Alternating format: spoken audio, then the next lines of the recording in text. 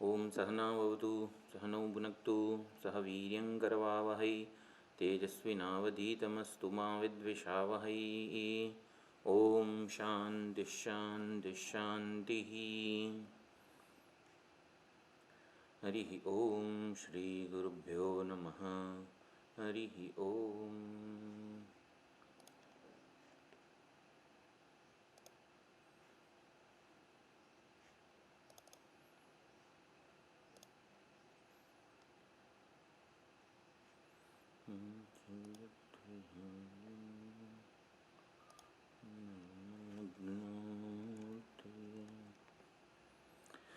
थोड़ा ध्यान श्लोको छे।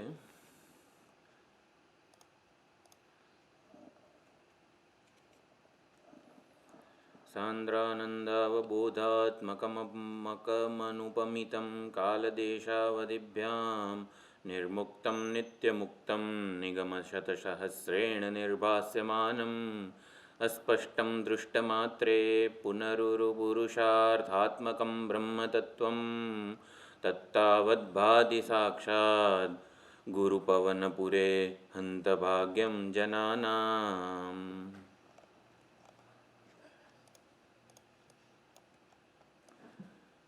तुण्डे दाण्डिविनीरतिं वितनुते तुण्डावलीलब्धये कर्णक्रोडकडम्बिनी घटयते कर्णार्बुदेभ्यः स्पृहां चेतः प्राङ्गणसङ्गिनी विजयते सर्वेन्द्रियाणां कृतिं नो जाने जनिता कियद्भिरमृतैः कृष्णेति वर्णद्वयी। बहुत सुंदर ध्यान श्लोक है कृष्ण भगवानનો। અખંડાનંદજી વારંવાર ઉદ્ધૃત કરતા હોય છે। અખંડાનંદજીની કોઈ પણ પુસ્તકમાં આ મળે છે। ચૈતન્ય ચરિતામૃત જે છે એમાં રૂપ ગોસ્વામીજીએ રચેલું છે। એટલે કૃષ્ણ એવા બે વર્ણએ એટલું બધું અમૃત જન્માવેલું છે એ અમને ખબર નથી। જ્યારે પણ શ્રી કૃષ્ણ એવું નામ જપવામાં આવે ત્યારે તુંડે તાંડિવીની રતિમ વિતનુતે કે અમને તુંડ એટલે મુખ કે આ એક મુખથી અમે શ્રી કૃષ્ણનું નામ ઉચ્ચારણ કરીએ છીએ એટલું પર્યાપ્ત નથી, એટલો રસ અમને ઓછો પડે છે। એ તુંડાવલી મુખની હારમાળા અમને પ્રાપ્ત થાય કે જેથી એ બધા જ મુખની હારમાળા વડે અમે ભગવાનનું નામ ઉચ્ચારણ કરી શકીએ અને એટલી તાંડિવીની રતિ એટલી બધી સુંદર રતિ અમને પ્રાપ્ત થાય છે। કર્ણક ક્રોડ કડંબીની ઘટયતે એક આ બે કાનથી અમને કૃષ્ણ એવા બે વર્ણ જે છે એ સાંભળવામાં બહુ જ ઓછું પડે છે। એટલે અર્બુદ કર્ણ અબ્બજો કાન અમને પ્રાપ્ત થાય, અબ્બજો કર્ણ પ્રાપ્ત થાય જેથી અમારી જે સ્પૃહા છે કૃષ્ણ અમૃતનો રસપાન કરવાની એ અમારી પૂર્ણ થાય।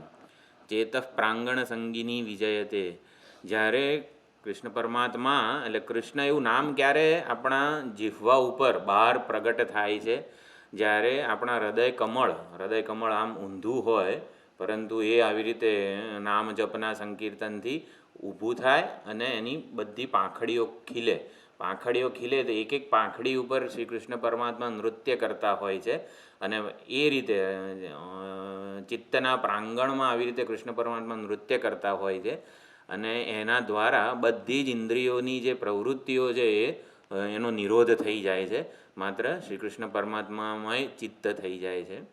આવી રીતે કૃષ્ણ ઇતિ વર્ણદ્વયી તો કૃષ્ણ એવા બે વર્ણોએ કેટલું અમૃત જન્માવેલું છે એ અમે જાણતા નથી।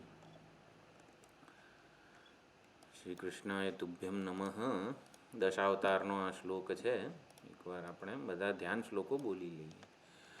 વેદાનુદ્ધરતે જગન્નિવહતે ભૂગોલમુદ્બિભ્રતે દૈત્યાન દારયતે બલિમ છલયતે ક્ષત્રક્ષયં કુર્વતે પૌલસ્ત્યં જયતે હલંકલયતે કારુણ્યમાતન્વતે મ્લેચ્છાન મૂર્છયતે દશાકૃતિકૃતે કૃષ્ણાય તુભ્યમ નમઃ। દશાવતારનું સંકીર્તન છે। આપણે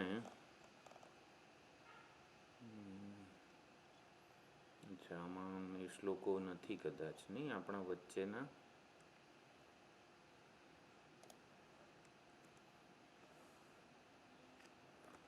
તારક બ્રહ્માનંદ સરસ્વતી આપણે એક મિનિટ આ જોઈ લઈએ.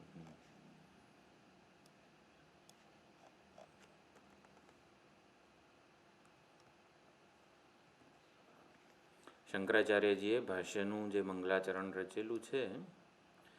સચ્ચિદાનંદ રૂપાય કૃષ્ણાય ક્લિષ્ટકારિણે નમો વેદાંત વેદ્યાય ગુરવે બુદ્ધિસાક્ષિણે કૃષ્ણદ્વૈપાયनं વ્યાસં સર્વલોકહિતે રतं વેદાબ્જભાસ્કરં વંદે શમાદિનિલયં મુનિં સહસ્રમૂર્તેઃ પુરુષોત્તમસ્ય સહસ્રનેત્રાનનપાદબાહોः સહસ્રનામ્નાં સ્તવनं પ્રશસ્तं નિરુચ્યતે જન્મજરાદિશાન્ત્यै. જો કોઈ પણ આપણા પરમાત્માનું આપણી વૈદિક સંસ્કૃતિમાં 3 પ્રકારે એટલે એને પામવાની જે પગથિયા છે, દોરી સંચાર જેને કહેવાય, કે પરમાત્માને આપણે પહેલાં ઈષ્ટ દેવતા રૂપે ભજીએ.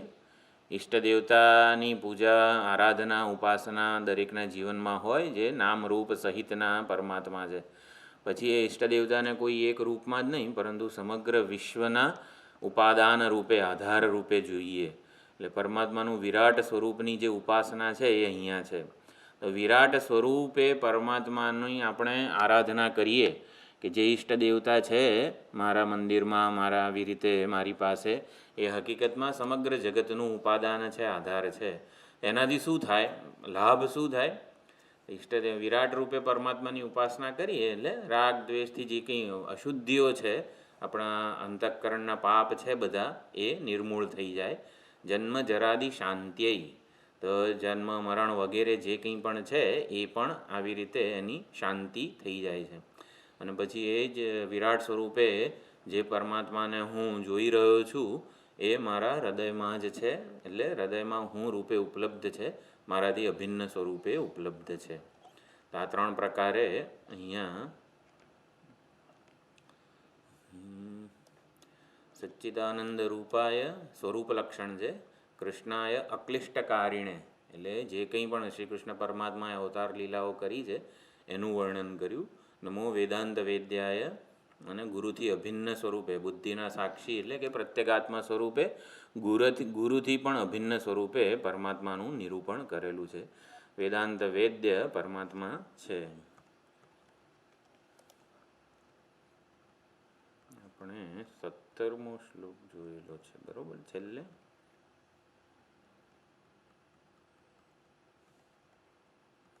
પવિત્રાણમ પવિત્રમ યો, એ શ્લોક જોઈ રહ્યા છીએ. એટલે પતી જ ગયો હતો છેલ્લે. પણ એમાં છે ને આટલા બધા શંકરાચાર્યજીએ ઉદ્ધરણો, અમે કીધું શ્વેતાશ્વતર અને આ બધે એક સાથે જ લખ્યું લાગે છે. એટલે ખાલી આ એક શ્લોક બોલી લઈએ, આટલા બધા ઉદ્ધરણો આપણે નથી જોવાના. પવિત્રાણામ પવિત્રયો મંગલાનાંચ મંગલમ દૈવતમ દેવતાનાંચ ભૂતાનામ યો વ્યય પિતા. ભૂતોનો જે અવ્યય પિતા છે, આપણે એવું કર્યું, અવ્યય પિતા એટલે આપણા સર્વના ઘરડા ન થનારા પિતા પરમાત્મા છે. આપણા પિતા જે હોય એ ઘરડા થાય, પરંતુ ઘરડા ન થનારા અવ્યય પિતા પરમાત્મા છે. છેલ્લે આટલે સુધી જોયું હતું. આ બધા કોટેશન આપણે એકવાર એવું હશે ને તો ગુજરાતીમાં વાંચી જઈશું. આપણે અનાદર નથી કરતા વસ્તુનો. ખાસ્સા બધા, બહુ પાના છે. એટલે આ લોકોને તો બધું કેવું આખી નાખી લાઇબ્રેરી આમ મગજમાં જ હોય. લખતી વખતે સીધે સીધું બધું આમ દેખાતું જ હોય. આપણને જેમ ઉપનિષદના 5-6 મંત્રો આમ દેખાતા હોય ને એ રીતે. એ તો સર્વાણી આ શ્લોક હવે આપણે જોઈએ. ઓલી નાગપુરવાળી પુસ્તકમાં 18મો છે આ શ્લોક.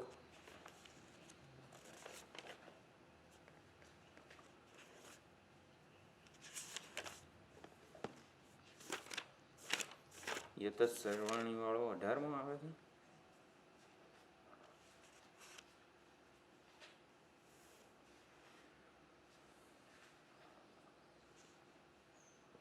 ચાલશે, ચાલો વાંધો નહીં. હા, તો મેં કીધું આપણે કયા નંબર પ્રમાણે આપેલા છે આ બે? હા, 19 ઓકે, વાંધો. તો આજે અહીંથી શરૂ કરીએ છીએ, ઘણો સમય થઈ ગયો. યત સર્વાણી ભૂતાની ભવન્ત્યાદિયુગાગમે યસ્મિંશ્ચ પ્રલયં યાન્તિ પુનરેવ યુગક્ષયે. સંપૂર્ણ ભૂતો યુગ આગમે, યુગના આગમમાં એટલે કે યુગની જ્યારે શરૂઆત થાય ચતુર્યુગની, ત્યારે સંપૂર્ણ ભૂતો જેમાંથી આવી રીતે અસ્તિત્વમાં આવે છે, ભવંતી ભૂભવ ધાતુ છે, બરાબર. એટલે ભૂભવ ધાતુનો અર્થ છે જન્મીને અસ્તિત્વમાં આવે. જન્મે નહીં ને તો એનું અસ્તિત્વ જ્ઞાત ના થાય. એટલે ભવતી જ્યારે પણ ક્રિયાપદ આવે છે એટલે પરમાત્માને ચૈતન્યને ભવતી ના કહેવાય. જન્મીને અસ્તિત્વમાં આવે છે એવું નથી. ન જાયતે, અજન્મા છે એટલે શું? જન્મવાની જરૂર નથી, અથવા તો જન્મીને અસ્તિત્વમાં આવવાની જરૂર નથી. આપણે જન્મ્યા વગર કોઈની સાથે વ્યવહાર ના કરી શકીએ, કારણ કે અસ્તિત્વ આપણને જન્મને આધારે મળે છે. એટલે સંપૂર્ણ ભૂતો જેનામાં જન્મીને આવી રીતે અસ્તિત્વમાં આવે છે, ચૈતન્ય સ્વરૂપ પરમાત્મા અધિષ્ઠાન છે. એટલે એને જન્મવાની જરૂર નથી, અથવા જન્મીને અસ્તિત્વવાળા થવાની જરૂર નથી, સ્વયં અસ્તિત્વવાળા છે. યસ્મિંશ્ચ પ્રલયં યાન્તિ, એટલે કે યુગક્ષયે પુનઃ એવ, અને ફરીથી પાછું યુગનો જ્યારે ક્ષય થાય ચતુર્યુગીનો, ત્યારે સંપૂર્ણ ભૂતો જેમાં લય પામે છે. ભૂતાનીમાં સંપૂર્ણ ચરાચર જગત સમજવાનું. જળનો પરમાત્મામાં લય અને ચૈતન્યનો પરમાત્મામાં લય, બે જુદી જ પ્રક્રિયાઓ છે. એ ખાસ ધ્યાન રાખવાનું હંમેશા. સંપૂર્ણ જગત જે છે ને એ પરમાત્મામાં બાધ સામાનાધિકરણ દ્વારા લય પામે છે, અને જીવો જે છે ઐક્ય સામાનાધિકરણ દ્વારા લય પામે છે. ઘટ ઉપાધિને લીધે ઘટાકાશ આપણને જણાય છે. ઘટાકાશની જગ્યાએ જીવાત્મા હું સમજીએ, ઘટ ઉપાધિ છે આ સ્થૂળ સૂક્ષ્મ શરીર એવું સમજીએ, તો ઘટ ઉપાધિનું સર્જન થાય ત્યારે આકાશમાં હું ઘટાકાશ એ ભ્રમ જન્મે છે. હવે જ્યારે ઘડો ઘરડો થઈ ગયો અને પછી એનું વિલીનીકરણ થાય, ત્યારે ઘટ ઉપાધિ જે છે ને એનો લય ક્યાં થાય? માટીમાં થાય. એનું જે એને કે કયું લિનિયર લય, લિનિયર એટલે એ જ સત્તાનો લય. જ્યારે ઘટાકાશ શું હતું? આકાશમાં જન્મેલો ભ્રમ હતો, અથવા તો આકાશનું સોપાધિક રૂપ હતું. એટલે આકાશનું સોપાધિક રૂપ શેમાં લય પામે? આકાશના નિરુપાધિક સ્વરૂપમાં. એટલે સોપાધિક રૂપનો લય નિરુપાધિક સ્વરૂપમાં થાય. એટલે જીવો જે છે ને એટલા જ માટે આપણે સુંદર બૃહદારણ્યકમાં પણ મૈત્રેયી બ્રાહ્મણમાં જ્યારે લય સમજાવવાનો હતો ત્યારે બે કંડિકાઓ આવી. જો સ્થિતિ માટે 3 દ્રષ્ટાંત આપ્યા, શંખ, વીણા અને નગારાનું. પછી ઉત્પત્તિ માટે વેદોની ઉત્પત્તિ, કારણ કે નામ રૂપાત્મક જગત છે, એટલે તમે નામની ઉત્પત્તિ બતાવો ને તો રૂપની આવી જ જાય. એટલે વેદોની અસ્ય મહતો ભૂતસ્ય નિશ્વસિતમ ઋગ્વેદ યજુર્વેદ વગેરે. એટલે ઉત્પત્તિ માટે એક કંડિકા હતી. પછી લય માટે એક સમુદ્ર સર્વ જળનું એકાયન સમુદ્ર છે, બધા રૂપનું એકાયન આંખ છે. એટલે બધા દૃશ્યોનો લય કઈ રીતે બતાવ્યો? આંખમાં. બધા શબ્દોનો લય કાનમાં. એનું સામાન્ય શું છે? એટલે જડ જે છે ને એનો લય એ કંડિકામાં બતાવ્યો. યાદ છે ને આટલું તો? એટલે જડ જગતનો લય કઈ રીતે થાય? એના સામાન્યમાં થાય.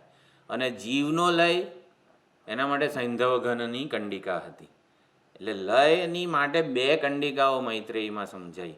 સૈંધવઘન જે છે ચૈતન્યનું ખિલ્યપણું, એટલે કે જીવ ભાવ, એ કઈ રીતે નાશ પામે?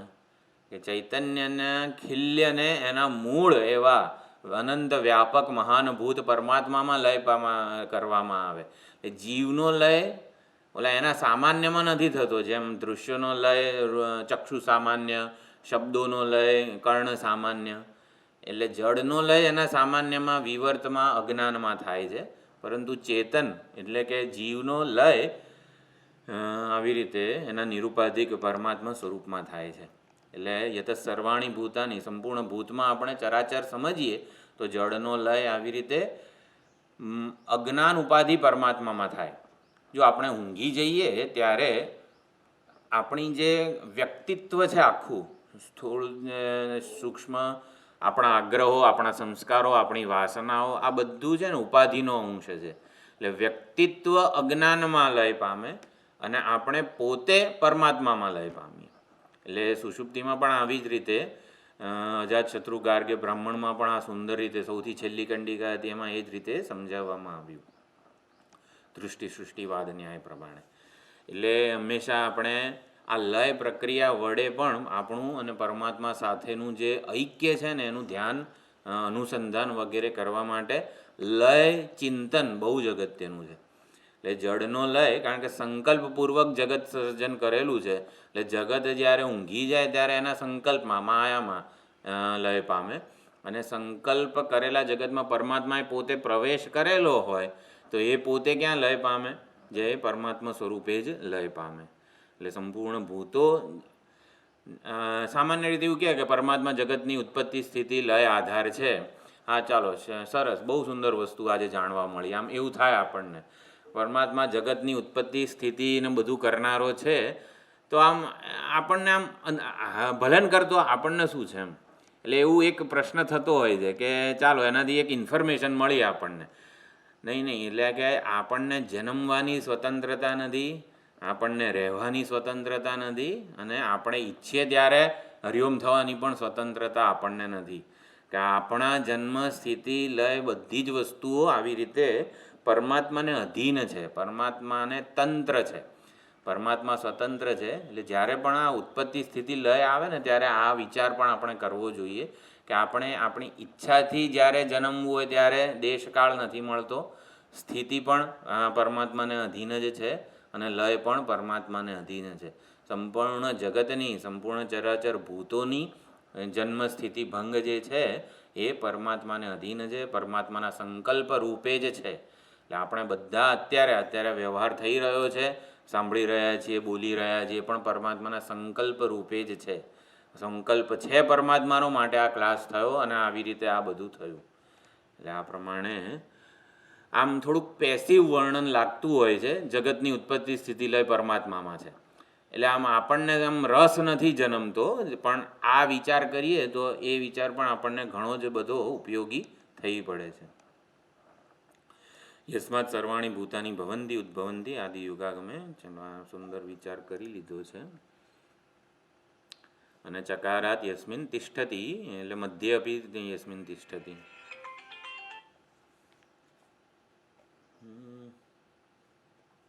હેલો, પાસવર્ડ માંગે છે. હા હાલું ઝૂમ વાળું કેમ આમ છે?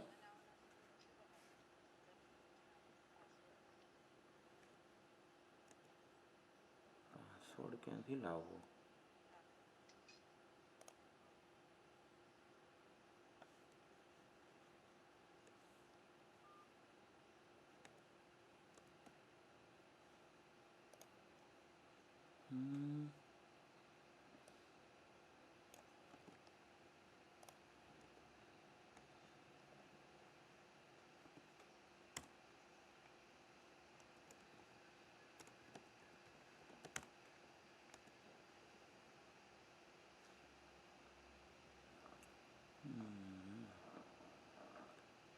Information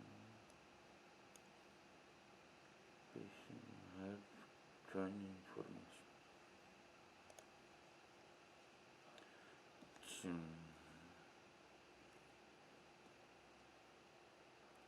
શેર કરવાનું હતું.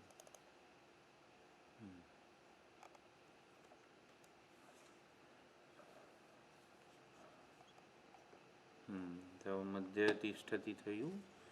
હવે આમાં એ તો યુગના આદિમાં સર્વ યુગના ક્ષયે, એટલે યુગના આદિમાં જેમાંથી સર્વનો પ્રભાવ છે અને યુગના ક્ષયે જેમાં સર્વનું પર્યવસાન છે એ પરમાત્મા છે.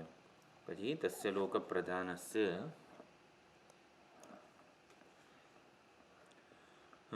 તસ્ય લોક પ્રધાનસ્ય જગન્નાથસ્ય ભૂપતે વિષ્ણોર્નામ સહસ્રમ મે શૃણુ પાપ ભયાપહમ. આપણે કામ કરીએ, ઝૂમના બદલે સીધું ચાલુ કરી દેવું ચાલશે.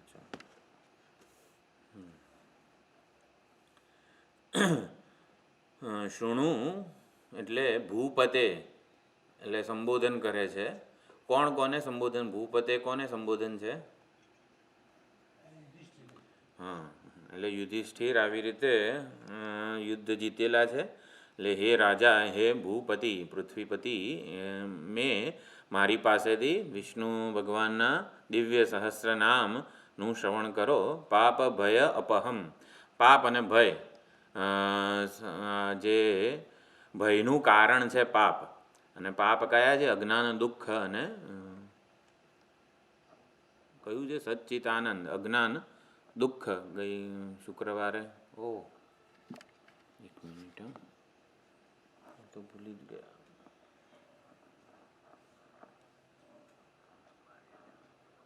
ડબ્બો જ અહીંયા હતો.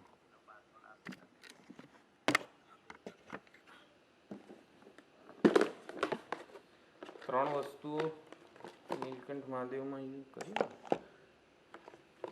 મૃત્યુ, અજ્ઞાન, દુઃખ અને મૃત્યુ, આ ત્રણ વસ્તુનો આપણને ભય લાગતો હોય છે.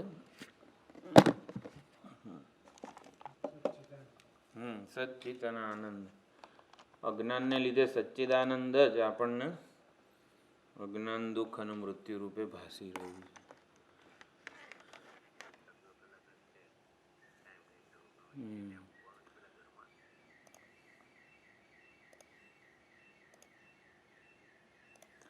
બરોબર. હા, શું હતું? અજ્ઞાન તસ્ય લોક શુણુ પાપ ભયાપહમ, પાપ અને ભયથી અપહમ એટલે કે મુક્ત કરનારું છે, એનો નાશ કરનારું છે. તસ્ય લોકપ્રધાનસ્ય પરમાત્મનઃ જગન્નાથસ્ય, જગતના નાથ, જગન્નાથ ભગવાન કીધા છે, જગતના નાથ છે, જગતને સનાથ કરે છે. સૌભાગ્યવતી સ્ત્રીઓ નથણી ધારણ કરે છે, એટલે એના સ્વામી, એના પતિ છે એવું એનું ચિહ્ન કહેવાય. તો જગત જે છે ને આટલું સુંદર, એની સૌભાગ્ય એટલે કે શોભા, સંપૂર્ણ જગતની શોભા શેના લીધે છે? કે જગતના નાથ છે ને, એટલે જગત આટલું સુંદર, સંવાદિત વગેરે આપણને એનો લાભ લઈ શકીએ છીએ, ઉપયોગ કરી શકીએ છીએ. એટલે ચૈતન્ય સ્વરૂપ પરમાત્મા જગન્નાથ છે, માટે જગતનું નથન કરે છે, જગતને આવી રીતે ઉપયોગી બનાવે છે. એટલે જગન્નાથ કીધા છે. અને તસ્ય લોકપ્રધાનસ્ય, લોકપ્રધાન એટલે સર્વલોકમાં સૌથી મહત્ત્વના, ફર્સ્ટ પર્સન જેને કહેવાય. જેમ ઓલા આવે રાષ્ટ્રપતિ, તો ફર્સ્ટ પર્સન કહેવાય. તો એવી જ રીતે લોકપ્રધાન, સંપૂર્ણ લોકમાં ફર્સ્ટ પર્સન કોણ છે? અગ્રપૂજ્ય એવું પણ કહી શકાય. અને ફર્સ્ટ પર્સન આપણા વિષ્ણુ ભગવાન એટલે પરમાત્મા. અને લોકનો અર્થ શાસ્ત્ર પણ કરેલો છે અહીંયા. એટલે શાસ્ત્રમાં સૌથી મહત્ત્વના.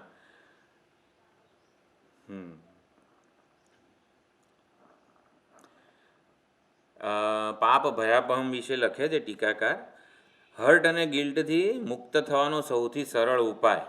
હર્ટ અને ગિલ્ટ એટલે છે ને, આપણને સામાન્ય રીતે કોઈ અપરાધ થયો હોય કે ઘવાયા હોઈએ, એ તો ધારો કે એક ક્ષણે કંઈ સમાધાન થાય કે ગમે એનાથી જતું રહે, પણ એની સ્મૃતિ રહી જતી હોય છે. હર્ટ અને ગિલ્ટની સ્મૃતિ જે છે, અપરાધની સ્મૃતિ, એ છે ને આ પાપ અને પાપના સંસ્કારો કે વાસનાઓ કહેવાય છે. એટલે અજ્ઞાન અને અજ્ઞાનની વાસના, પાપ અને પાપ સંસ્કારો એ કે વાસના રૂપે જે રહેલા હોય છે, એનાથી મુક્ત થવાનો આ ભગવાન નામ સંકીર્તન એક માત્ર ઉપાય છે. સંસ્કારો, પાપના સંસ્કારોથી મુક્ત થવું હોય, હર્ટ અને ગિલ્ટના સંસ્કારોથી મુક્ત થવું હોય, તો આવી રીતે પરમાત્માનું આવી રીતે અનુસંધાન, નામ સંકીર્તન વગેરે કર્યું છે. ભય અને પાપને કઈ રીતે દૂર કરે છે? તો ભય, અભયમ પ્રતિષ્ઠામ વિંદતે, એવાના ઉપર પૂજ્ય સ્વામી દયાનંદજીના બહુ સુંદર પ્રવચનો છે. એટલે ભય ઉપર એમણે જાણે કે રિસર્ચ કરેલું હોય ને, ખરેખર એ પ્રવચનોનો લાભ લેવા જેવો છે. સાયકોલોજીકલ વસ્તુ છે. એટલે પાપનો ભય લાગે છે આપણાથી કંઈ ખોટું ન થઈ જાય, ખોટું ન બોલાઈ જાય, કોઈની લાગણી આપણાથી દુભાઈ ન જાય વગેરે. એટલે આ પ્રમાણે સાયકોલોજીકલ વસ્તુ છે. આ બધા પાપના ભયને એ ન્યુટ્રલાઇઝ કરે છે. એટલે પાપને ન્યુટ્રલાઇઝ કરે અને ભયને દૂર કરે. એ પ્રમાણે લોકપ્રધાન જગન્નાથ જે છે એનું સંકીર્તન ભયને દૂર કરે છે, પાપને ન્યુટ્રલાઇઝ કરે છે. પાપને ન્યુટ્રલાઇઝ કઈ રીતે કરે? પાપ જે છે સંચિત, દુરિત વગેરે પાપ જે કહેવાય છે, જેટલા પાપ એટલે કંઈ પુણ્ય કરો એટલે પાપ ન્યુટ્રલાઇઝ થાય એવું નહીં, પરંતુ એવું છે એટલે કે નિષ્કામ પુણ્ય હોય ને તો પાપ ન્યુટ્રલાઇઝ થાય. સકામ પુણ્યથી એનું સુખરૂપી ફળ ભોગવવું પડે, અને પાપ જે હોય ને એ દૂર ના થાય એટલે પાપનું ફળ દુઃખ ભોગવવું પડે. પરંતુ સંચિત પાપને દૂર કરવા હોય તો નિષ્કામ પુણ્ય કરવા પડે. નિષ્કામ પુણ્ય ઓલા સંચિત પાપોને ન્યુટ્રલાઇઝ કરે છે. એટલે કે આ એકદમ પ્રેમથી નિષ્કામ ભક્તિ આપણે આ ભગવાનની અત્યારે કરી રહ્યા છીએ, એનાથી આપણા દૂરિત જે કંઈ પણ સંચિત પાપ છે, પાપના સંસ્કારો છે, એનાથી જે કંઈ ભય લાગતો હોય આપણને કે ચાલો અત્યારે પુણ્ય કર્મનો ઉદય છે, આપણને શાસ્ત્રોમાં, આચાર્યોમાં, સત્સંગમાં શ્રદ્ધા છે અને એનો લાભ લઈ શકીએ છીએ. કેમ? પુણ્યો જે એટલું જ અત્યારે કંઈક મગજમાં કંઈક થાય, કંઈક એવું પાપ કર્મ ઉદય પામે, આપણી શ્રદ્ધા ઓછી થઈ જાય આચાર્યોમાંથી, આપણી શ્રદ્ધા ઓછી થઈ જાય. આવું તો યાર તત્વમસી કે કરે છે પણ કંઈ આનંદનો છાંટો હજુ લાગતો નથી. એટલે આ બધું પાપનો જ ઉદય છે. એટલે કે આ બધું થઈ રહ્યું છે એ મહાન નિષ્કામ પુણ્યનો જ પ્રતાપ છે. એટલે કે આ પુણ્યનો જો લાભ મળતો હોય અવસર તો 100% એનો લાભ લઈ જ લેવાય. એટલે શ્રવણ જે છે એ આવી રીતે પરમાત્માનું કથા શ્રવણ વગેરે અત્યંત મહત્ત્વનું છે, જીવન ઉપયોગી છે એવું કહીએ ને તો પણ ચાલે. એ સગુણ બ્રહ્મ અહીંયા લોક પ્રધાન કીધા છે. એટલે સર્વ ગુણો મુખ્યત્વે અહીંયા સગુણ બ્રહ્મ, નિર્ગુણ બ્રહ્મ એવી રીતે ઘણા નામ આવશે. તો વિષ્ણોહો નામ સહસ્રમ, એટલે ઓબ્વિયસલી અહીંયા સગુણ પરમાત્માના સગુણ સ્વરૂપની અહીંયા વાત છે અત્યારે આ શ્લોકમાં. તો સગુણ બ્રહ્મ એટલે ગુણો સહિતનું બ્રહ્મ એવો વેદાંતમાં અર્થ નથી, ભક્તિ સંપ્રદાયમાં એવો જ અર્થ છે. સગુણ બ્રહ્મ એટલે ગુણેન સહ વર્તતે ઇતિ સગુણ. તો વિષ્ણુ ભગવાન કે જે નારાયણ શાંતાકારમ વગેરે હમણાં ધ્યાન શ્લોકો આવશે. એટલે સગુણ બ્રહ્મમાં વ્યાખ્યા વેદાંતની સગુણની આવી નથી, ગુણેન સહ વર્તતે એવું નથી. તો કઈ વ્યાખ્યા કહેવાય સગુણની? હા, ગુણોનું અધિષ્ઠાન. સર્વ ગુણો એટલે આમ છે ને થોડુંક પછી જેને પરમાત્મા માટે સગુણ રૂપ માટે અત્યંત પ્રેમ હોય, એની પૂજા આરાધના કરતો હોય, એને પછી આવી વ્યાખ્યા ના કહેવાય. આમ ગુણો એટલે આમ થોડુંક એને પણ રસ, એને પણ જરાક લાભદાયી થવું જોઈએ સગુણની વ્યાખ્યા. વાત સાચી જ છે, ગુણો જેના ઉપર અધ્યારોપિત છે ને એ જ છે આ વસ્તુ, પરંતુ એવું આમ એ કહેવાય નહીં. એમ તો આમ જરાક એને સાંભળવામાં સારું લાગે એવું કહેવું હોય તો સર્વ ગુણોનું જે પર્યવસાન છે ને એ, એમ કે સંપૂર્ણ ગુણો જેના લીધે આટલા આપણને ગમે છે. શ્રી કૃષ્ણ પરમાત્માની સુંદરતા શેના લીધે ગમે છે આપણને? કારણ કે સગુણમાં જ નિર્ગુણ રૂપે રહેલો છે માટે ગમે છે. શ્રી કૃષ્ણ પરમાત્માની મધુરતા શેના માટે ગમે છે આપણને? એમની લીલાઓ શેના માટે ગમે છે? કારણ કે નિર્ગુણ સ્વરૂપે છે એટલા માટે. એટલે સગુણ બ્રહ્મ ગુણો જેના પર અધ્યારોપિત છે મૂળે, અથવા તો ગુણોનો વેશ લઈને આપણા સામે પ્રગટ થયો છે, આપણી લાગણીઓને આપણે જોડી શકીએ પરમાત્મા માટે પરમાત્માએ ગુણો ધારણ કર્યા છે. શ્રી પરમાત્માએ શ્રી કૃષ્ણનું રૂપ શા માટે ધારણ કર્યું? જેથી આપણે આપણા પ્રેમ, આસક્તિ, લાગણી બધી વસ્તુઓ પરમાત્મા સાથે જોડી શકીએ. આપણી બધી લાગણીઓને અનુરૂપ પરમાત્માના શંકર, રામ, દેવી વગેરે વગેરે રૂપો છે, જેથી આપણી લાગણીઓ પરમાત્મા સાથે જોડાઈ શકે. તો વિષ્ણોહો નામ સહસ્રમ, સગુણ બ્રહ્મનું આવી રીતે સહસ્ર નામ એટલે એક એક નામ વડે, એક એક શબ્દ આ પરમાત્માના સગુણ રૂપને પ્રગટ કરનારું છે, એટલે ઈશ્વરને ઓળખાવે છે. એ પ્રત્યેક નામ એક બારી છે, બારીમાંથી એને જોવાનો છે. પ્રત્યેક નામ એક વિન્ડો કે બારી છે, એમાંથી પરમાત્માને જોવાના છે. એટલે એ બારીમાંથી જેટલા દેખાય એટલે દરેકે દરેક નામ એક બારીમાંથી એ પરમાત્માના દર્શન માટેનું આવું મદદ કરે છે. તસ્ય લોક પ્રધાનસ્ય એવમ લક્ષણ લક્ષિતૈ વંચાય નાનું છે. ચાલો, આમ તો બધું આપણે જોઈ લીધું છે. નામ સહસ્રમ અશુભ કર્મકૃતમ પાપમ સંસાર લક્ષણ ભયમ ચ અપહંતી. એટલે જે કંઈ પરમાત્માના આપણે પાપ અને ભય વિશે પણ ચર્ચા કરી. ઓકે, ઘણી બધી બધા કોટેશન છે. વિષ્ણુ ધર્મ વચનાદ યદ્યપિ પરસ્ય બ્રહ્મણ ષષ્ઠી ગુણ ક્રિયા જાતિ રૂઢીનામ શબ્દ પ્રવૃત્તિ હેતુભૂતાનામ પરમાત્માનું જે નિર્ગુણ સ્વરૂપ હોય એમાં કેવું છે, જાતિ ક્રિયા ગુણ વિશેષ વગેરે રહિતનું છે. એટલે એને શું કહેવાય, શબ્દની પ્રવૃત્તિનું નિમિત્ત નથી પરમાત્માના સ્વરૂપમાં. ષષ્ઠી એટલે તમને ખ્યાલ હોય તો આ ષષ્ઠી છે જે ષષ્ઠી એટલે શું સમજવાનું,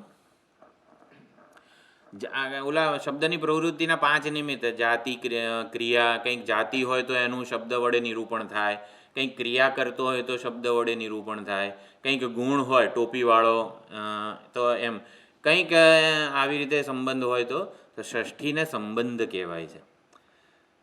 શેષે ષષ્ઠી એવું કદાચ આ બ્રહ્મસૂત્રમાં પણ આવ્યું. બ્રહ્મ જિજ્ઞાસાનું બ્રહ્મણ જિજ્ઞાસા કર્યું એ કર્મણી ષષ્ઠી છે, શેષે ષષ્ઠી નથી વગેરે વગેરે. શેષ ષષ્ઠી એટલે સંબંધ ષષ્ઠી, બ્રહ્મ સાથે સંબંધિત જ્ઞાન એવો અર્થ નથી, બ્રહ્મનું જ્ઞાન. ચાલો, આ તો ષષ્ઠી એક શબ્દ યાદ રહે ને આપણને એટલા માટે આટલી ચર્ચા કરી. ષષ્ઠી એટલે સંબંધ. તો પરમાત્માનો કોઈ સંબંધ નથી, ગુણ નથી, ક્રિયા નથી, જાતિ નથી. અને રૂઢિ, રૂઢિ એટલે જેમ કે ગરુ, તો ગરુ એટલે શું, તો કે આ રૂઢિ અર્થ છે કે ગ અને પછી રૂ ને ભેગું કરીને કંઈક બન્યું છે એવું શબ્દ આવું નથી. ગરુ એટલે આ ચશ્માનું ગરુ. ઘડો, તો કોણે કીધું આને ઘડો કહેવાય, એને રૂઢિ કહેવાય કે ભાઈ ચાલતું આવ્યું છે. રૂઢિગત અર્થ પરમાત્માનો આમ આત્મા થાય ને એવું બધું પણ કશું જ નથી. એટલે આવી રીતે શબ્દની પ્રવૃત્તિના હેતુભૂત નિમિત્ત જે છે ને એ આવી રીતે વિષ્ણુ ધર્મ, વિષ્ણુ સ્વરૂપમાં કંઈ આવતા નથી, પરંતુ સગુણ બ્રહ્મ જે છે એ ગુણ સહિતના, વેશ સહિતના બ્રહ્મમાં આ બધી જ શબ્દો, વિષ્ણુર નામ સહસ્રમ, બધા હજારે હજાર નામ એ પરમાત્માના સગુણ રૂપના વાચક છે. એ બારી બને છે જેથી પરમાત્માનું દર્શન થાય.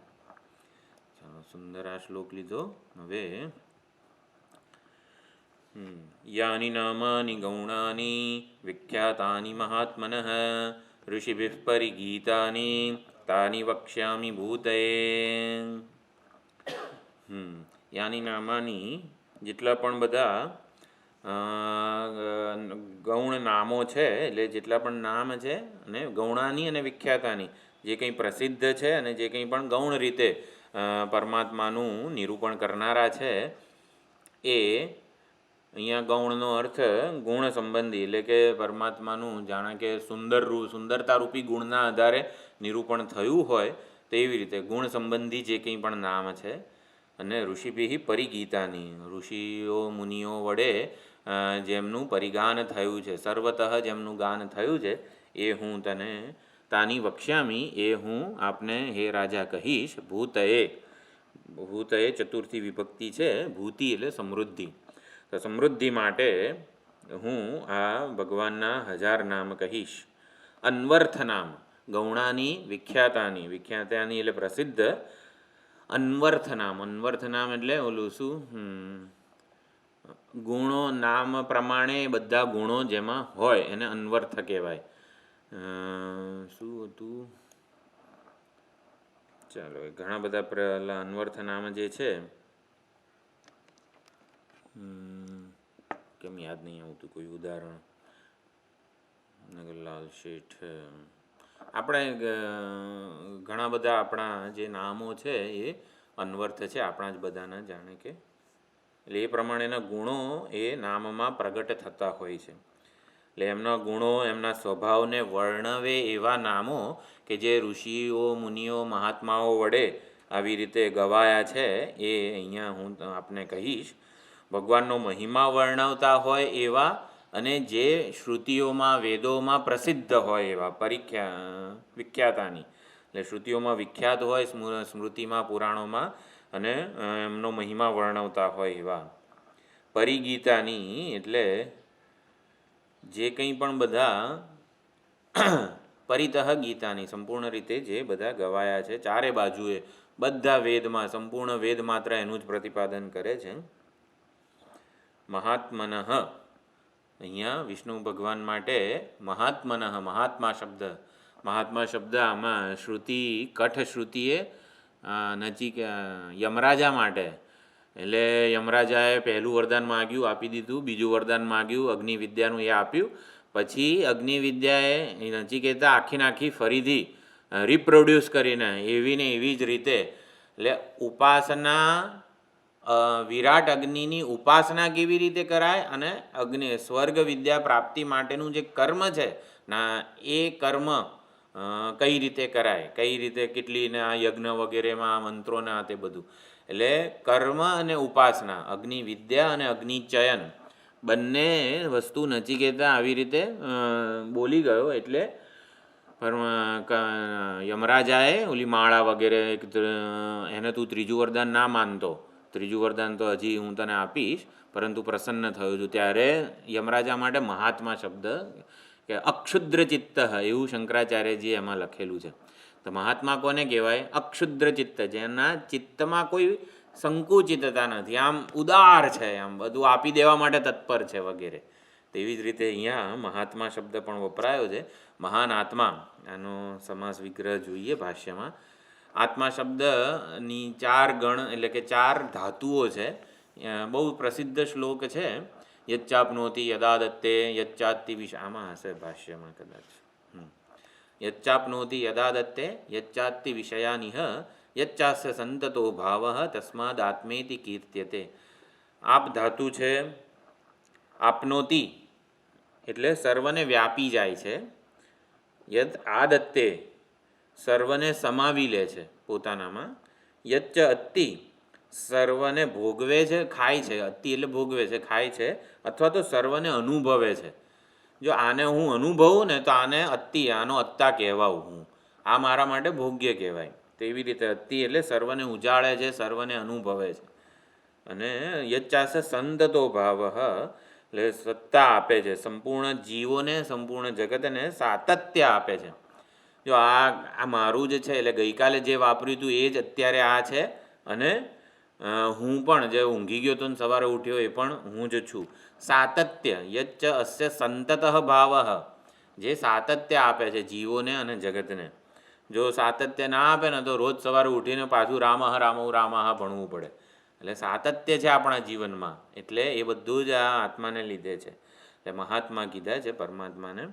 ઇતિ વચનાદ અયમેવ મહાન આત્મા, આ જ મહાન આત્મા છે.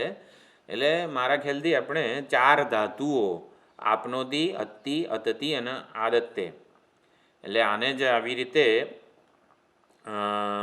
યો વિશ્વાત્મા વિધિ જ વિષયાન જે છે ને બધા પ્રજ્ઞાનામ સુપ્રતા નહીં, જાગ્રત સ્વપ્ન સુષુપ્તિમાં સર્વને અત્તિ એટલે જાગ્રતમાં સર્વને અનુભવે છે. આદત્તે સર્વને સમાવી લે છે સુષુપ્તિમાં.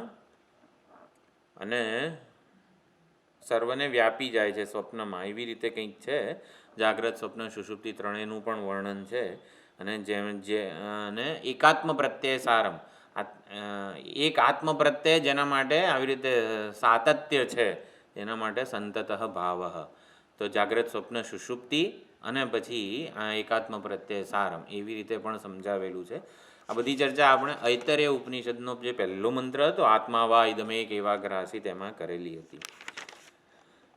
એટલે યાની નામાની ગૌણાની ગુણ સંબંધીની ગુણ યોગાત પ્રવૃત્તાની, એટલે ગૌણ નામો એટલે પરમાત્માના તે ગુણ અને લીધે એ નામ પડેલા હોય. માધવ હોય તો માયાયાહ ધવઃ માધવ, એવી રીતે જે કંઈ પણ મંત્રો છે, નામ છે પ્રસિદ્ધ છે.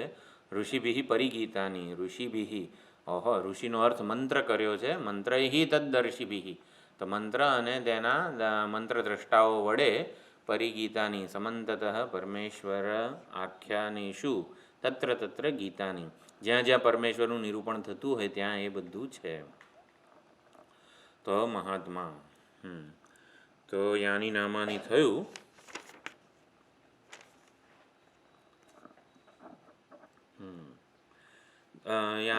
તાની વક્ષ્યામી ભૂતય, ભૂતિ એટલે સિદ્ધિ સમૃદ્ધિ કીધી, 4 પુરુષાર્થની પૂર્તિ માટે. તાની વક્ષ્યામી ભૂતય, તો 4 પુરુષાર્થની પૂર્તિ માટે દરેક નામ છે. દરેક નામ એક એક મંત્ર છે. એટલે દરેક મંત્ર છે ભગવાનના ગુણાનુવાદનું વર્ણન કરી રહ્યો છે. એટલે દરેકે મંત્ર જે છે, ઓમ નમઃ શિવાય એક મંત્ર છે, તો એની એક પ્રકારની શક્તિ છે. તો એવી જ રીતે અહીંયા પણ દરેક જે છે એ એક પ્રકારની, દરેક નામ વિશ્વમ વિષ્ણુર વષટકાર વગેરે જે છે એ ભિન્ન ભિન્ન પ્રકારની શક્તિ એમાં રહેલી છે. 1000 નામ કેમ કહેવાના છે કે દરેકે દરેક નામ છે ને દરેકે જુદો જુદો દરેક માટે જુદો જુદો પુરુષાર્થ સિદ્ધ કરે છે. એટલે જે જ્યાં સ્થિત હોય ત્યાં આચાર્ય જે છે એ સાધન બતાવે. એટલે આટલા બધા અસંખ્ય જીવો છે એમને જવું છે ઋષિકેશ. હું અમદાવાદમાં છું, તમે મદ્રાસમાં છો, તમે બેંગ્લોરમાં છો, વગેરે વગેરે. બધાને જવું છે ઋષિકેશ. તો આપણે સ્વામીજીને પૂછીએ, સ્વામીજી ઋષિકેશ જવું છે, શું કરીએ? તો ભાઈ સ્વામીજી કહે તું હરિદ્વાર મેલ પકડ, તમે જે કંઈ બીજી ટ્રેન હોય એ પકડો, બાંદ્રાથી ઉપડતી હોય એ પકડો, વગેરે વગેરે. જવું છે લક્ષ્ય ઋષિકેશ. આચાર્ય આપણે જ્યાં છીએ ત્યાંથી આપણા ગંતવ્ય સુધીનું સાધન કહે છે.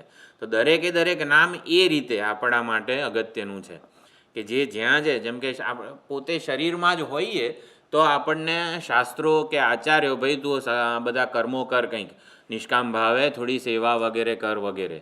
પોતે મનમાં જ તાદાત્મ્ય વધારે હોય જેનું, એને ઉપાસના કે તું પરમાત્માનું આવું ધ્યાન કર વગેરે વગેરે. એ પ્રમાણે. અને જેને બુદ્ધિમાં વધારે તાદાત્મ્ય હોય, બૌદ્ધિક વ્યક્તિત્વ જેનું સૂક્ષ્મ અને એકાગ્ર હોય, એને સીધો તત્વજ્ઞાનનો પણ ઉપદેશ આપે. કર્મ, ઉપાસના, જ્ઞાન, જે કંઈ પણ યોગ, બધા સાધનો છે એ પ્રમાણે આચાર્યોએ કહેલા છે. અને જેને આવી રીતે કશામાં હજી કોઈ પ્રકારનું અધિકારીત્વ કે વિશેષતા મેળવી ન હોય એના માટે કે આવી રીતે તું સમૂહમાં બધા લોકોને થોડાક ભેગા કર અને પછી સમૂહમાં નામ સંકીર્તન, આ બધું પાઠ પારાયણ વગેરે કરો. આવી રીતે આચાર્યોએ કીધેલું છે. અહીંયા ઋષિભીષ પરિગીતાની એમાં ટીકાકારે સમજાવ્યું છે.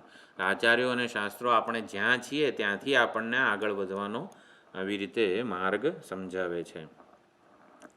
એક અહીંયા હવે આ ગીતા પ્રેસમાં તો આ નથી આપણે, પણ ઋષિર નામ સહસ્રસ્ય વગેરે જે છે ને શ્લોક, શું છે? ઋષિર નામ સહસ્રસ્ય વેદ વ્યાસો મહામુનિ. આમાં મારી ખ્યાલથી આમાં બતાવી શકીએ આપણે.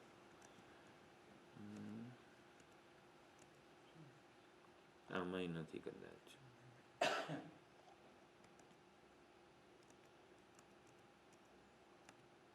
ઋષિર નામ એ શ્લોક આવે છે કે શું, કયો આવે છે? હવે વાંધો નહીં, ચાલશે. મારા ખ્યાલથી એ જ છે. ઋષિર નામ સહસ્રસ્ય વેદ વ્યાસો મહામુનિ છંદોનુષ્ટુપ તથા દેવો ભગવાન દેવકી સુતઃ. તો હવે આપણે આ મંત્ર છે, તો મંત્ર જે છે ને વૈદિક મંત્ર વગેરે જે કંઈ પણ હોય તો એના માટે આપણે શુદ્ધ પવિત્ર આસન સિદ્ધિ વગેરે, આસન પર બેસીને વગેરે કરીએ એવી ભાવના હોય આપણી. એટલે વૈદિક મંત્ર હોય તો એના ઋષિ હોય, એનો છંદ હોય, એનો વિનિયોગ હોય વગેરે વગેરે. તો એ પ્રમાણે ન્યાસ સહિત કરવો પડે. તો એનું ઋષિર નામ સહસ્રસ્ય. તો આ સહસ્ર નામ જે મંત્ર છે, આખો એક વિષ્ણુ સહસ્રનામ સ્તોત્ર એક મંત્ર છે. તો એક આ મંત્ર છે, એના ઋષિ કોણ છે? ઋષિર નામ સહસ્રસ્ય વેદવ્યાસો મહામુનિ. તો વેદવ્યાસ મુનિ છે, એમના ઋષિ છે. મંત્રદ્રષ્ટા ઋષિ છે. મંત્રદ્રષ્ટા ઋષિ હોવું એટલે આપણે અર્થ જોયો છે એનો.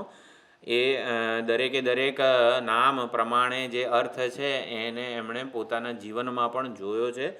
એટલે ભગવાન ખરેખર આવી રીતે વિશ્વમ વિષ્ણુર વષટકાર વગેરે છે એ પ્રમાણે. ઋષિ નામ મહામુનિ છંદોનુષ્ટુપ તથા, એટલે અનુષ્ટુપ છંદ છે, તથા દેવો ભગવાન દેવકી સુતઃ દેવ છે. એટલે કે જેમનો મહિમા આ સ્તોત્રમાં ગવાયો છે, દેવકી સુત પરમાત્મા વાસુદેવ અહીંયા દેવ છે. એટલે આને લઘુન્યાસ વગેરે કહેવામાં આવે છે આ શ્લોકથી. તો લઘુન્યાસ, ન્યાસ એટલે એમાં ની ઉપસર્ગ છે અને અસ ધાતુ છે. અસ ધાતુ એટલે ફેંકવું, અસક્ષેપણે. તો પરમાત્માનું આપણા સમષ્ટિનું વ્યષ્ટિમાં આવાહન કરીએ છીએ, પરમાત્માનું ધ્યાન કરીએ છીએ અહીંયા, એટલે એને ન્યાસ કહેવામાં આવે છે. એટલે ઉપાસક પોતાનામાં ઈષ્ટ દેવતાના દર્શન કરે. ઈષ્ટ દેવતાના જે અંગો છે ને, મારી આંખ કંઈ મારી આંખ નથી, એ તો પરમાત્માની આંખ છે, એના વડે પરમાત્મા જોઈ રહ્યા છે. આને ન્યાસ કહેવાય. ડેલિબરેટ સુપર ઇમ્પોઝિશન ઓફ સમષ્ટિ અપન વ્યષ્ટિ, એને ન્યાસ કહેવાય. ડેલિબરેટ, સભાનતાપૂર્વક આપણે સમષ્ટિ એટલે કે ઈષ્ટ દેવતાના રૂપનો આપણા પોતાનામાં આરોપ કરીએ છીએ. એટલે ઉપાસક પોતાનામાં જ દેવતાના દર્શન કરે. ઉપાસકની સ્થિતિ જે અત્યારે છે એ ઉત્કૃષ્ટ બને, આ રીતે પૂજા માટે યોગ્ય બને, એટલે એ લઘુન્યાસ છે.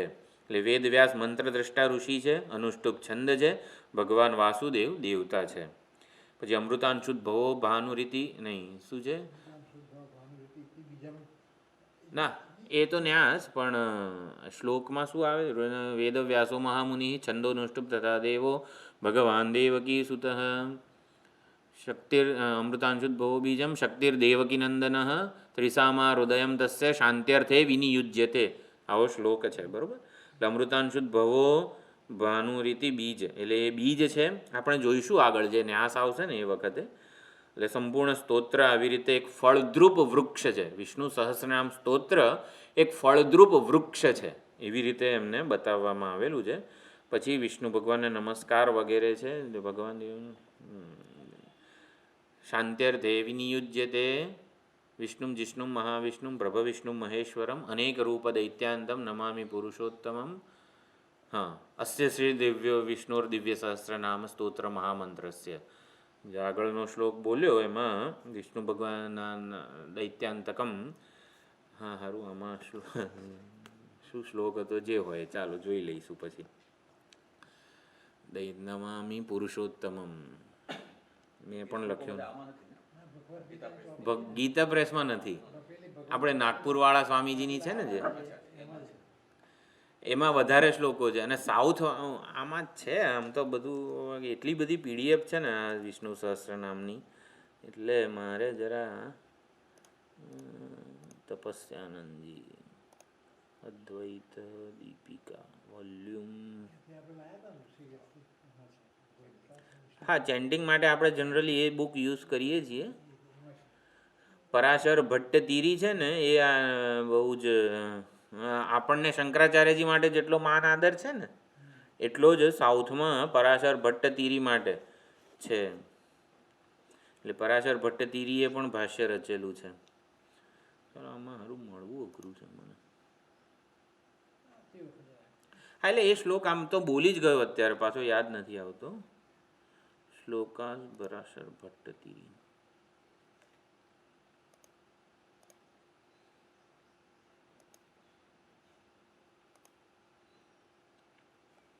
આપણે ધારો કે બોલો ઋષિર નામનામ સહસ્રસ્ય વેદવ્યાસો મહામુનિ છંદોનુષ્ટુપ તથા દેવો ભગવાન દેવકી સુત અમૃતાંશુદ્ભવો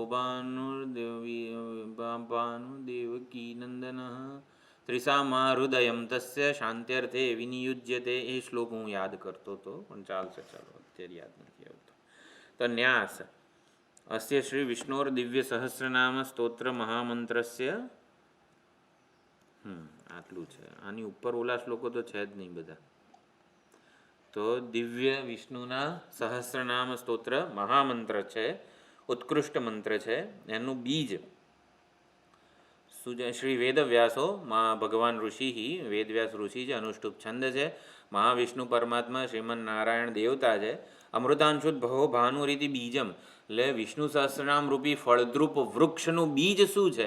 અમૃતાંશુદ ભવો ભાનુહુ. હા, એટલે અમૃતાંશુદ ભવો ભાનુ એ આખા વિષ્ણુ સહસ્રનામનું બીજ છે. એ બીજને લીધે જ આખા સ્તોત્રની શોભા છે, એની મહાનતા છે. એટલે આ આખો આવશે જ ઓલા શ્લોકમાં, એ વખતે જોઈ લઈશું. અમૃત અંશુ, અમૃતના જ કિરણોનો ઉદ્ભવ સ્વરૂપ આ સૂર્ય છે. એટલે જે સૂર્ય સ્વરૂપ પરમાત્મા અમૃતના કિરણોનો ઉદ્ભવ છે. દેવકી નંદન સ્રષ્ટા ઇતિ શક્તિ. તો બીજમાં જે શક્તિ છે, પ્રરોહ શક્તિ, અને જેના લીધે આખા વૃક્ષમાં પરિણમે છે, એ કઈ શક્તિ છે? તો દેવકી નંદન સ્વયં પરમાત્મા જે શક્તિ છે. હા, ભગવાન છે. બીજમાં રહેલી જે શક્તિ છે ભગવાન છે. ઉદ્ભવ ક્ષોભણો દેવ. હવે ઇતિ પરમો મંત્ર. એટલે દરેકે દરેક આજે છે ને, જેમ કે ભગવદ્ ગીતામાં પણ અશોચ્યાનન્વશોચસ્ત્વમિતિ બીજમ. હા, મંત્રનો ભાગ. એ મંત્રના આધારે જ આખી એની શક્તિ, એની જે મહાનતા વગેરે વગેરે સમજાવવામાં આવેલી છે. અશોચ્યાનન્વશોચસ્ત્વમિતિ બીજમ એવું કંઈક છે ભગવદ્ ગીતાના ન્યાસમાં પણ. એ પરમ શ્રેષ્ઠ મંત્ર શું છે આખા વિષ્ણુ સહસ્રનામમાં? ઉદ્ભવ ક્ષોભણો દેવો આખો જે આવે એ મંત્ર પરમ મંત્ર છે. શંખ બૃંદંદ કી ચક્રીતિ કીલકમ. કીલક એટલે ખિલ્લો. આ જે હા કોઈ પણ ફોટો આપણે જે ખિલ્લા ઉપર લગાડીએ, કેટલો શંકરાચાર્યજીનો નથી જે ફોટો પાછળ, એનું વજન એક માણસથી ઊંચકાય નહીં એટલું વજન છે એ ફોટાનું. કાચનો છે એટલે, પણ આટલા નાના એનો ખિલ્લા ઉપર છે. તો એક ખિલ્લાના આધારે આટલો વજનદાર ફોટો રહેલો છે. તો એવી રીતે શંખ બૃંદંદ કી ચક્રી જે આઈ થિંક છેલ્લો મંત્ર છે ના એનાથી પહેલાંનો જે હોય તો એ કીલક છે, ખિલ્લો છે. એના આધારે વિષ્ણુ સહસ્રનામની શક્તિ આખી ટકેલી છે. શાંગ ધન્વા ગદાધર ઇતિ અસ્ત્રમ. તો જે અસ્ત્ર જે છે એ આ શાંગ ધન્વા ગદાધર એ એનું અસ્ત્ર છે. કીલક એટલે બધી શક્તિ કેન્દ્રિત થયેલી છે જેથી વહી ના જાય. ઘણીવાર આપણને નથી કહેતા ભાઈ નીચે બેસીને તમે ધ્યાન ના ધરો, તમારામાં જે ધ્યાનને લીધે યોગને લીધે જે શક્તિ આવે ને સીધી પૃથ્વીમાં જતી રહે, એટલે આસનમાં બેસો વગેરે. તો આખી શક્તિ વહી ના જાય ને એનું કેન્દ્રીકરણ થાય, એનો કિલ્લો શંખ બૃંદંદ કી ચક્રી છે. પછી અસ્ત્ર એટલે રક્ષણ માટે. આપણે આ સ્તોત્ર પાઠ વગેરે કરી રહ્યા હોઈએ ત્યારે આપણા યોગ અને ક્ષેમનું વહન કોણ કરે છે? શાંગ ધન્વા ગદાધર એ આ સ્તોત્રનું અસ્ત્ર છે જે આપણું રક્ષણ કરે છે. રથાંગ પાણી રક્ષોભ્ય ઇતિ નેત્રમ. તો ઉપાસક જે છે એના નેત્ર આ રથાંગ પાણી અક્ષોભ્ય એ મંત્ર આ ઉપાસકનો નેત્ર છે. ઉપાસક દેવતાને જેના નેત્ર એટલે શું જુએ. તો રથાંગ પાણી રક્ષોભ્ય જે શ્લોક છે એના વડે ઉપાસક દેવતાને અને સંપૂર્ણ સ્તોત્રના અર્થને જુએ છે. નેત્ર એટલે જુએ, જોવાનું કામ છે. એટલે આ શ્લોક વડે એ સંપૂર્ણ સ્તોત્રના અર્થને જુએ છે, પરમાત્માના સ્વરૂપને પણ જુએ છે. ત્રિસામા સામગ સામેતી કવચમ. તો કવચ શું છે આનું? તો ત્રિસામા સામગ સામ અહીંથી જે શ્લોક છે એ કવચ છે ઉપાસકનું. આનંદમ પરબ્રહ્મેતિ યોનિ. તો પરબ્રહ્મ જે છે એ આનંદનું આવી રીતે માધ્યમ બને છે. યોનિ એટલે કે માધ્યમ અથવા તો એનું બીજ. બીજ એટલે કે કારણ. એટલે આનંદમ પરબ્રહ્મે જે શ્લોક છે એ આ સ્તોત્રમાં આનંદનું માધ્યમ બને છે. એટલે કે આપણને આ સ્તોત્રના પાઠ પારાયણમાં આનંદ આવે તો એ એના માટે જવાબદાર આ શ્લોક છે. ઋતુ સુદર્શન કાલ ઇતિ દિગ્બંધ. તો દિગ્બંધ એટલે આખું આપણી સમક્ષ જે પ્રોટેક્ટિવ કવચ જે ઊભું થાય એનાથી આપણી રક્ષા થાય એ ઋતુ સુદર્શન કાલ એ શ્લોક છે. વિશ્વરૂપ ઇતિ ધ્યાનમ. તો એ શ્રી વિશ્વમ વિષ્ણુર્વ ષટકારોથી શરૂ થાય છે. તો એનાથી પરમાત્માનું ધ્યાન કરવામાં આવે છે. એટલે ચિત્તમાં પરમાત્માને આવી રીતે લાવવા માટે અથવા તો ચિત્તને પરમાત્મામાં લગાવવા માટે એના ગુણોનું સ્મરણ થાય છે. જે નામોનું ચિંતન કે સ્મરણ કરીએ એ આપણા હૃદયમાં આવે છે. જે નામ વડે પરમાત્માનું આપણે સ્મરણ કરીએ એ રૂપ સહિત પરમાત્મા આપણા હૃદયમાં પ્રગટ થાય છે. ક્ષીરોદન્વત પ્રદેશે લેવો છે ને કે આવતી વખતે કરીએ? કોઈ ઓછા છે બધા? ધ્યાન શ્લોકો છે બહુ સુંદર છે બધા. શું કરવું છે? લઈ લઈએ? લઈ લઈએ. ક્ષીરો હવે કેવું છે કે કોઈ પણ સ્તોત્રના શરૂઆતમાં ધ્યાન કરીએ ત્યારે પરમાત્માનું પહેલાં એક રૂપે ધ્યાન થાય અને પછી વિશ્વ રૂપે ધ્યાન થાય. તો ક્ષીરોદન્વત પ્રદેશે જાણે કે શાંતાકારમ ભુજગ શયનમ, એક રૂપધારી નારાયણનું અહીંયા વર્ણન છે. ભગવાન સૂતેલા છે શેષ શૈયા ઉપર એ વર્ણન છે અને પછી વિરાટ સ્વરૂપનું વર્ણન છે. તો આપણે બોલી લઈએ શ્લોક એકવાર. ક્ષીરોદન્વત પ્રદેશે શુચિમણિ વિલસત સૈકતે મૌક્તિકાનામ માલા કૃપ્તાસનસ્થસ્ફટિકમણિનિભૈર મૌક્તિકૈર્મંડિતાંગઃ શુભ્રૈરભ્રૈરદભ્રૈરુપરિ વિરચિતૈર્મુક્તપીಯೂષવર્ષૈः આનંદીનઃ પુનીયાદરિનલિનગદાશંખપાણિર્મુકુંદઃ. મુકુંદઃ પુનીયાત નઃ પુનીયાત. તો મુકુંદ ભગવાન મુકુંદ જે છે ને એ અમને આવી રીતે પવિત્ર કરે, અમારું રક્ષણ કરે. પા ધાતુ છે રક્ષણ પાલન પોષણના અર્થમાં છે. તો એવી રીતે ભગવાન મુકુંદ અમને અમારું રક્ષણ પાલન અને પોષણ કરે. નહ પુનિયાત આનંદી, તો આનંદ પ્રસન્ન થઈને, પ્રસન્ન આનંદ સ્વરૂપ પરમાત્મા ભગવાન મુકુંદ અમારું રક્ષણ પાલન પોષણ કરે. શંખ પાણી ગદા શંખ, પરમાત્માએ જે ચારે હાથમાં શંખ ચક્ર ગદા પદ્મ ધારણ કરેલા છે, એ ભગવાન મુકુંદ અમને અમારું રક્ષણ પાલન પોષણ કરે. તો કેવા છે ભગવાન મુકુંદ? ક્ષીરોદન્વત પ્રદેશે, ક્ષીર સાગરમાં, ક્ષીર એટલે દૂધના સાગરમાં આવી રીતે બિરાજી રહ્યા છે, જેમણે શંખચક્ર ગદાપદ્મ ધારણ કરેલા છે. શુચિમણી વિલસત સૈકતે સૈકત એટલે રેતી, અને મૌક્તિક એટલે કે બધા જે અત્યંત પ્રેશિયસ સ્ટોન્સ, બધા મણી વગેરે જે હોય એ બધા જે અત્યંત પવિત્ર છે અને મણી છે એવા, જેમના અંગો અત્યંત શુદ્ધ છે અને સ્ફટિકની જેમ શોભી રહ્યા છે. શુદ્ધ સ્ફટિક કેવી રીતે તેજસ્વી હોય એવા, કે જેમના ક્ષીરસાગરમાં સૂતેલા પરમાત્માના અંગો આવી રીતે, જેમ કે સૂર્યપ્રકાશમાં સમુદ્રની રેતી કેવી ચળકે, અત્યંત તેજસ્વી હોય, આપણા આંખમાં આવે, એવી રીતે પરમાત્માના અંગો જે છે શુદ્ધ સ્ફટિક સમાન છે, મૌક્તિક મણી વગેરે જેવા છે. લાલ, પીળા, લીલા વગેરે જે બધા સુંદર સુંદર મણીઓ હોય એવી રીતે આ વિલસત એટલે શોભી રહ્યા છે, પ્રકાશી રહ્યા છે. સૈકત એટલે કે રેતી સમાન, સમુદ્રની રેતી સમાન અત્યંત શોભી રહ્યા છે. સ્ફટિકમાંથી શણગારેલા છે એવું પણ અર્થ છે. અને જેમનું માલા કૃપ્તા, કૃપ્ત એટલે સંપૂર્ણ, આસનસ્થ, તો ભગવાનનું આસન શું છે? ભગવાન કયા આસન ઉપર છે? તો માળાથી સુશોભિત આસન ઉપર છે. મોતીઓ, જેમનું આસન માળાથી અને મોતીઓથી સુશોભિત છે. સ્ફટિક મણિ નિભૈહી, સ્ફટિક અને મણી જેવા, સ્ફટિક અને મણી જાણે કે અત્યંત તેજસ્વી હોય અને અત્યંત આકર્ષક હોય, એટલા માટે આવું લખેલું છે. એટલે ક્ષીરસાગરમાં ભગવાન જે પથારી ઉપર સૂતા છે એમાં આવું બધું વર્ણન છે. જેમનું આસન અત્યંત બધા ભારે મોતીઓથી શણગારેલું છે, અને ક્ષીરસાગરમાં જેમનું રહેઠાણ છે, જેની રેતી જે છે ને એ આવી રીતે ચળકતી છે. અને શુભ્રૈહી અભ્રૈહી અદભ્રૈહી, શુભ્ર અભ્ર એટલે કે અત્યંત તેજસ્વી કે શુદ્ધ, અભ્ર એટલે વાદળ, એટલે કે જાણે કે જે વાદળો જે છે અત્યંત શુદ્ધ, એ બધા દુર્લભ રત્નો છે. અને રત્નોની આવી રીતે શ્વેત છત્ર, એટલે કે ભગવાનને છાંયડો કરી રહ્યા છે આ બધા વાદળો. શુદ્ધ પવિત્ર અને દુર્લભ રત્નો જે છે ને એ એમના શ્વેત છત્રમાં આવી રીતે શોભી રહ્યા છે.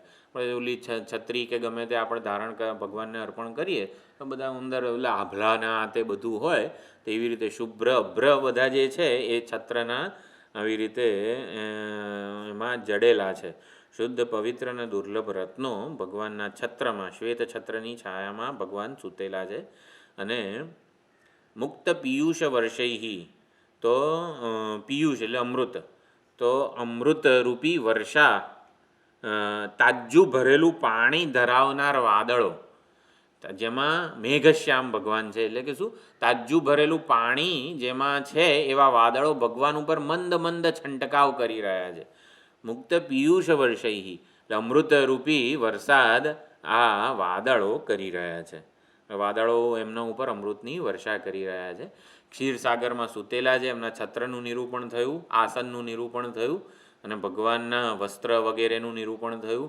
અત્યંત બધા આવી રીતે તેજસ્વી બધા સ્ફટિક વગેરે છે એનાથી વિભૂષિત ભગવાન છે. અને એના ઉપર આવી રીતે છત્ર ધારણ કરેલા છે શુભ્ર વાદળોએ, અને જે કાળા ડિબાંગ વાદળો છે એ અમૃતની ધીમો ધીમો છંટકાવ કરી રહ્યા છે ભગવાન ઉપર. તો આવા ભગવાન છે. અને આમાં શું કહેવાય, ઓલું વિરાટ સ્વરૂપનું વર્ણન છે. તો પૂરું થઈ ગયું. ચાલો આવતી વખતે જોઈશું, વાંધો નહીં. પાછું 10 મિનિટ કોણ રાહ જુએ. ઓમ પૂર્ણમદ પૂર્ણમિદમ પૂર્ણાત પૂર્ણમુદચ્યતે પૂર્ણસ્ય પૂર્ણમાદાય પૂર્ણમેવાવશિષ્યતે. ઓમ શાંતિ શાંતિ શાંતિ. હરિ ઓમ શ્રી ગુરુભ્યો નમઃ. હરિ ઓમ.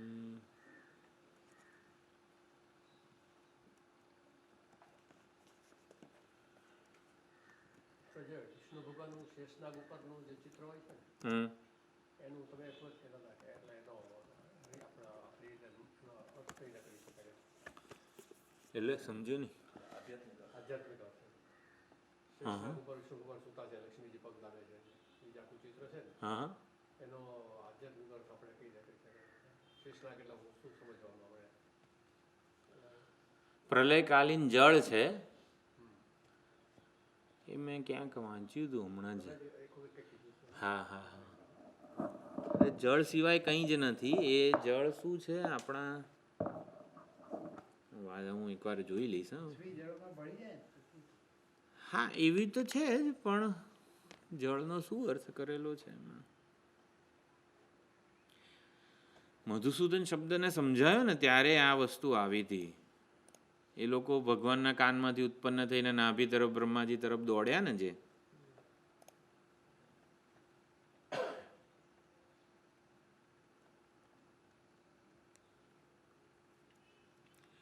હું જોઈને જરાક યાદ કરી લઉં. એ તો પેલા એનો અર્થ એવો સમજાયો હતો સ્વામીજીએ કે આપણે અજ્ઞાન જે હોય, ખોટું શ્રવણ કર્યું હોય તો એના કારણે રાક્ષસ ઉત્પન્ન થાય. અર્થઘટન ખોટું તમે કર્યું હોય, આળસના કારણે તમે કર્યું હોય તો જે ઉલટી વૃત્તિ ઉત્પન્ન થાય એ જ રાક્ષસ. એવું કંઈક અર્થ કરે મધુસૂદન. ને પછી ભગવાનને યાદ કરો તમે. મધુ અને કૈટક. માંડુક્યમાં એવું નથી આવ્યું ને? ભગવદ ગીતાનો પહેલા અધ્યાય સ્વામીજીએ સમજાવ્યું. હા હા હા. નિજાનંદજી મધુસૂદનનો અર્થ સમજાય.